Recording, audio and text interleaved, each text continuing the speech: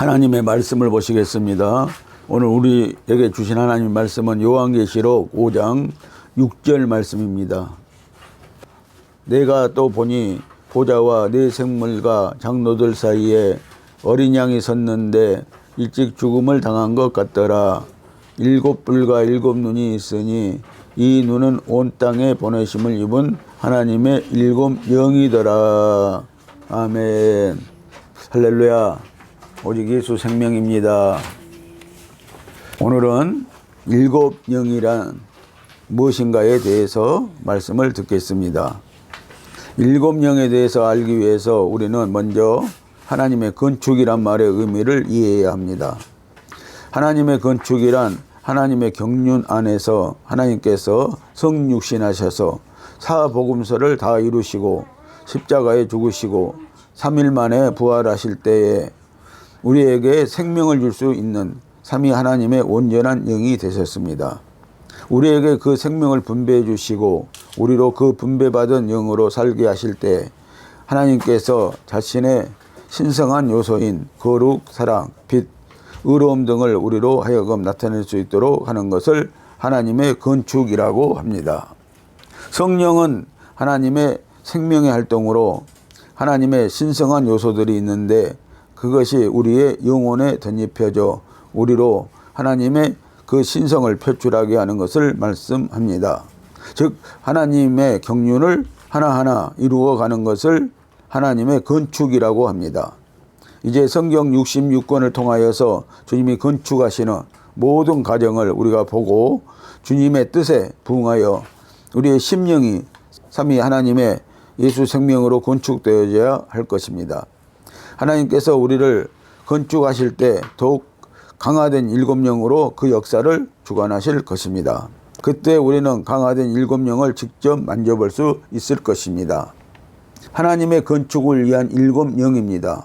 출애굽기 25장에 있는 7등은 성막의 건축을 위한 것입니다. 특히 장막 안에서의 제사장들의 모든 움직임을 위한 것이었습니다. 빛이 없으면 움직이는 것이 불가능합니다. 여러분들 빛이 없으면 우리는 움직이는 것이 불가능할 것입니다. 빛은 움직임을 위한 것이요 움직임은 하나님의 건축을 위한 것입니다. 무슨 뜻이냐면 성막 안에서 제사장이 7금 등대의 빛으로 움직인다는 것은 오늘날 우리 성도가 교회에서 예배드림으로 하나님과 함께하는 모든 영적 활동인 것입니다. 우리의 심령 성전을 건축해 갈 때 하나님의 신성인 모든 요소들이 표출될 수 있도록 성령의 빛을 조명받아 진리의 말씀으로 인도받아 회개하며 주님이 인도하는 대로 거룩하고 빛대신 신앙생활을 하는 것을 말하는 것입니다. 구약의 성막에 있는 7등은 땅 위에 있는 하나님의 거처를 위한 것이라면 오늘날 우리에게 하나님의 건축이란 우리의 심령 속에 계신 예수 그리스도의 생명으로 우리로 하여금 하나님의 형상을 나타내게 하는 모든 하나님의 신성의 활동을 말하는 것입니다. 그러므로 성령, 7영, 하나님의 건축 등 이런 말들을 볼 때에 우리는 하나님의 신성인 요소들을 생각지 않으면 안 됩니다. 7영은 바로 하나님의 신성이 7배로 강화된 것을 말하기 때문입니다. 이것은 예수 그리스도로 말미암은 것이기에 계시록 5장에 기록된 것입니다. 7영은 예수 그리스도의 눈입니다. 스가랴서 3장 9절 말씀을 함께 보시겠습니다. 만군의 여호와가 말하노라 내가 너 여호수아 앞에 세운 돌을 보라 한 돌에 7눈이 있느니라 내가 새길 것을 새기며 이 땅의 죄악을 하루에 제하리라. 아멘. 여기에서 여호수아 앞에 한 돌이 있는데 그곳에 7눈이 있다고 말씀을 하고 있습니다. 한 돌은 예수 그리스도를 가리키고 있는 것입니다. 7영은 성령이심으로 그리스도께서 분리되지 않고 삼위 하나님으로 계십니다. 성령과 그리스도는 별개의 두 객체이지만 삼위일체 하나님은 분리될 수 없는 하나입니다. 마치 어떤 사람과 그의 눈이 하나인 것처럼 그리스도와 그 영도 하나이십니다. 누가 여러분을 쳐다볼 때 그 사람은 그의 눈으로 여러분을 볼 것이지만 그가 나를 쳐다본다고 말하는 것과 같은 이치입니다. 눈이 그 사람의 자신과 따로 분리된 것이라고 말할 수 없듯이 눈과 그 사람을 두 개의 개체라 하지 않고 하나라고 말할 것입니다. 이와 같이 일곱 영, 곧 성령은 예수 그리스도의 눈이십니다. 이것에 관해 이론적으로 따지려고 하는 사람들이나 이해하지 못하는 사람들은 삼위 하나님을 모르는 것에 기인되므로 영적인 사람들과는 토론의 대상이 될 수가 없는 것입니다. 삼위일체 하나님은 교리적인 방법으로 알아지는 것이 아닙니다. 어떤 신자들은 예수 그리스도를 나름대로 정의를 해보려고 설명해 보려고 해보겠지만 부질없는 것입니다. 그러나 삼위 하나님은 아들이 아버지를 표출하는 것과 성령은 아들을 표현이라는 것을 깨닫게 될 때 그들은 참으로 하나님을 알 수 있게 될 것입니다. 더 정확히 말하면 아버지는 아들 안에서 나타나시며 아들은 성령으로 표현되어지는 것입니다. 이제 우리 기독교인들은 좀 더 우리의 영성에 대해 신중하고 진지해야 할 필요가 있습니다. 이것은 성경으로 돌아가는 것이고 초대교회로 돌아가는 것이고 온 창조주 하나님에게로 돌아가는 일입니다. 여호와의 일곱 눈, 일곱 영은 하나님의 건축을 위한 돌이신 그리스도의 일곱 눈입니다. 스가랴서 3장 9절 말씀을 보시겠습니다. 만군의 여호와가 말하노라 내가 너 여호수아 앞에 세운 돌을 보라 한 돌에 일곱 눈이 있느니라 내가 새길 것을 새기며 이 땅의 제약을 하루에 제하리라고 말씀하십니다. 돌에 새긴다는 말은 이 돌이 그리스도임을 가리킵니다.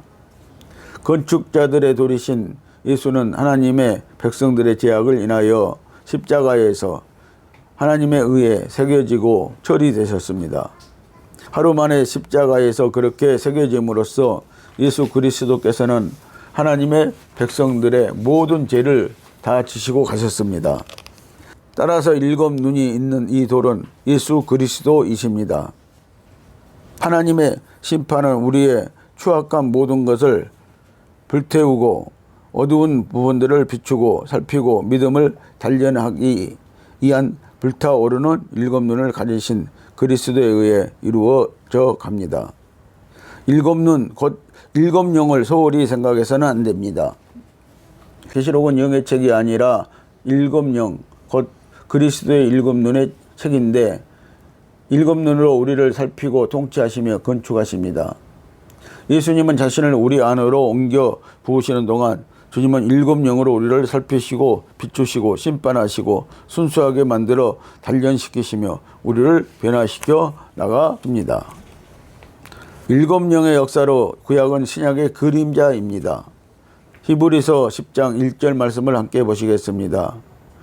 율법은 장차오는 좋은 일의 그림자요 참 형상이 아니므로 해마다 늘 드리는 바 같은 제사로는 나오는 자들은 언제든지 온전케 할 수 없느니라. 아멘. 히브리서 말씀에서 보면은 율법은 장차오는 좋은 일의 그림자일 뿐이라고 말씀을 하고 있습니다.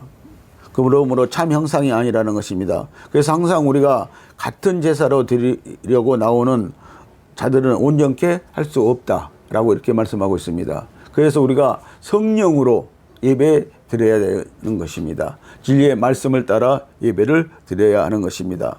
그러니까 그때그때 예배가 형식적인 예배가 아니라 정말 살아있는 예배를 우리가 드려야 한다는 말씀인 것입니다. 구약시대에서 제사는 지금 우리에게 아무 도움을 줄 수 없습니다. 그러나 예수님께서 시간 세계로 오셔서 십자가에서 죽으시고 부활하시어 우리에게 주신 성령을 허락하심으로 2000년 전에 그 피로 지금 이 순간 우리의 죄를 씻게 하신 능력은 과거가 아니라 항상 현재입니다. 그래서 구약은 신약의 그림자입니다. 이것도 하나님의 신성 안에 있는 영원성으로 이루어질 수 있는 말들입니다. 예수님은 2000년 전에 돌아가셨습니다. 그러나 성령이 우리에게 주님께서 성취한 실제를 계시해 주실 때 그것은 핏부림을 받은 즉시 우리는 정결케 됩니다. 성령의 능력 가운데 있는 주님의 구속의 사건은 과거가 아니라 항상 현재입니다. 지금 현재 예수의 피가 나를 씻는다는 하나님의 시간대가 현재이니까 구약은 지금의 모양과 성령은 현재 능력을 지닌 하나님이십니다. 그래서 구약은 신약의 그림자가 되는 것입니다. 무슨 뜻이냐면 같은 행위로서 그림자가 되는 것입니다. 우리에게 하나님 안에 있는 진리들을 열어주어 그 진리들을 현재의 경험이 되게 하시는 분이 바로 성령, 곧 일곱 영의 역사입니다. 여러분들, 구약은요, 신약의 그림자이라는 거예요. 우리에게는 현재가 있다는 것이죠. 그래서 현재는 바로 성령의 역사라는 것입니다. 그래서 일곱 영의 역사라고 말씀을 하시고 있는 것입니다. 갈라디아서 2장 20절 말씀을 보시겠습니다. 내가 그리스도와 함께 십자가에 못 박혔나니 그런즉 이제 내가 산 것이 아니요 오직 내 안에 그리스도께서 사신 것이라. 아멘. 여러분들, 성령으로 사시는 방법을 우리가 배워야 할 것입니다. 예수님께서 십자가에서 못 박히실 때 우리를 그리스도 안에 두시어 우리의 옛사람도 하나님과 함께 십자가에 못 박히게 하셨다는 것을 보여줍니다. 우리가 그리스도와 함께 십자가에 못 박혔다는 것은 하나님 안에서 사실입니다. 그러나 우리 인간으로서는 이 사실을 설명하기가 불가능합니다. 그리스도가 못 박힌 것은 분명히 과거에 2000년 전의 사실인데 어찌 현재에 내가 하나님과 연관이 있을 수 있단 말입니까? 그러나 이 모든 것이 현재로서 역사하시는 일곱 영의 역사로 이것들을 설명할 수 있는 것입니다. 우리 안에 성령이 와 계심으로 현존하시는 그분이 역사하시는 시간은 항상 현재입니다. 이것은 일곱 영으로 역사하시는 성령 때문입니다. 우리가 이 일곱 영의 역사를 알지 못하고 신앙생활을 한다면 결코 세상을 끝내지 못합니다. 세상은 사람의 힘으로 끝낼 수 있는 것이 아닙니다. 오직 일곱 영의 역사를 알고 믿음으로 그 역사 속에서 사는 자들만이 일곱 영의 능력으로 세상을 잘라낼 수 있는 것입니다. 즉 하나님의 경륜을 이루어 드릴 수 있습니다. 그러나 세상을 다 가지고도 신앙생활을 자기 나름대로 열심히 한다고 하는 사람들은 일곱 영의 역사 속에 들어올 수 없습니다. 구약의 성령이 어떻게 신약에 와서 7배로 강화된 성령이 되는가입니다. 히브리서 7장 1절에서 3절 말씀을 함께 보시겠습니다. 이 멜기세덱은 살렘왕이요 지극히 높으신 하나님의 제사장이라. 그 이름을 변역한즉 첫째 의의 왕이요 또 살렘왕이니 곧 평강의 왕이요 아비도 없고 어미도 없고 족보도 없고 시작한 날도 없고 생명의 끝도 없어 하나님의 아들과 방불하여 항상 제사장으로 있느니라. 아멘. 자, 우리가 알고 있는 예수 그리스도가 과거에도 있었다고 말씀을 하고 있는 것입니다. 그래서 이 멜기세덱은 살렘 왕이요 또 평강의 왕이요 아비도 없고 어미도 없고 족보도 없지만 시작한 날도 없고 생명의 끝도 없어서 하나님의 아들과 늘 방불하고 있는 자라고 이렇게 말씀을 하시는 것입니다. 바로 이 멜기세덱이 바로 예수 그리스도를 말하고 있는 것입니다. 멜기세덱이 곧 평강의 왕이라고 합니다. 그러면 평강의 왕은 누구입니까? 이사야 9장 6절에서 평강의 왕은 성령이시라는 것을 우리에게 알려줍니다. 그리고 성령은 하나님의 마음 곧 신성이십니다. 그러면 멜기세덱인 성령님이 어떻게 아브라함에게 나타나셨으며 또 어떻게 하나님의 아들과 방불하다고 즉 같다고 할 수가 있을까요? 그것은 하나님이 시간이 없는 곳에서 시간 세계로 오셨기 때문에 가능한 것입니다. 그래서 구약은 신약의 그림자가 되며 구약의 멜기세덱이 신약의 예수로 설명되어지고 있는 것입니다. 예수님은 피조되어 육체를 가지고 계신 사람입니다. 그래서 십자가에서 물과 피를 다 쏟으셨습니다. 그러나 그 안에 하나님의 생명이 있기에 부활하신 것입니다. 여러분들, 예수님은 하나님의 생명이 있었기 때문에 부활하신 것이고요. 우리는 예수 생명을 받아야 우리도 부활할 수 있다는 것입니다. 바로 성령을 받아야 우리도 부활의 생명이 될 수 있다고 말씀을 하시는 것과 같은 것입니다. 그래서 십자가에서 예수님은 물과 피를 다 쏟으셨습니다. 그러나 그 안에 하나님의 생명이 있게 부활하신 것입니다. 이것은 하나님의 생명이 예수 그리스도를 말미암아 시간대에 들어오심으로 우리에게 생명을 주실 수 있도록 부활하셨으므로 우리에게 일어나는 생명의 역사는 7영의 역사가 될 수 있는 것입니다. 왜냐하면 성령은 하나님의 생명의 활동인데 성령이 시간대로 들어오셨기 때문에 7배로 강화된 것입니다. 그래서 여러분들 이 7영은요 7개가 있는 게 아니라 영이 7개가 있는 것이 아니라 하나의 영이라는 것입니다. 그런데 7배로 강화된 영이라고 말씀을 하고 있습니다. 그래서 우리의 영 안에서 성령의 모든 역사, 곧 거듭남, 재사함, 성화, 부활이라는 말이 가능케 된 것입니다. 우리가 하나님이 스스로 계신다는 말을 이해할 수 있다면 우리의 영 안은 열릴 것입니다. 이것이 우리의 생명과 깊게 관련되어 있다는 것을 정확히 안다면 우리는 하나님을 더욱 잘 알게 될 것입니다. 하나님을 알고자 하는 사람은 인간이 사용하는 시간의 개념에서 벗어나야 합니다. 그러니까 우리가 하나님을 알고자 할 때는요, 인간의 시간 세계에서 벗어나서 영적 세계에서 우리가 알아야 된다고 말씀을 하는 것입니다. 하나님께서 이 땅에 오신 것은 시간이 없는 곳에 계신 하나님께서 육신을 입으시고 시간대로 들어오셔서, 즉 인간인 예수께로 들어오셔서 우리에게 성령을 주시고 그 성령으로 시간이 없는 것에 계신 하나님을 믿게 하고 설명해서 이해시키고 경험하고 체험하게 해서 하나님을 설명하고자 하신 것입니다. 인간이 어떻게 하나님의 존재를 이해하겠습니까?